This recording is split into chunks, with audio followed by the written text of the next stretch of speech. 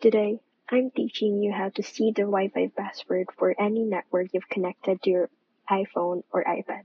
No need to jailbreak or download anything. This is super useful when you forget the password or want to share it with someone else. Let's jump right in.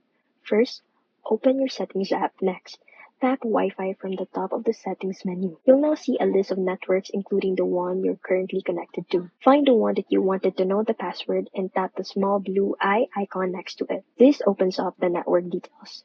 Now, look for the field labeled password. It'll appear as dots, but just tap it and your iPhone will ask for Face ID, Touch ID, or passcode. Once you authenticate, you'll now see the actual Wi-Fi password.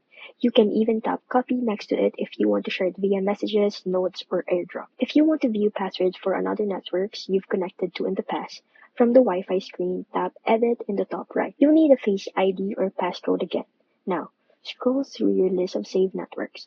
Tap the eye next to any network. And just like before, tap password to view it. And that's it. No apps, no hacks, just a built-in feature on iPhones and iPads running iOS 16 or later.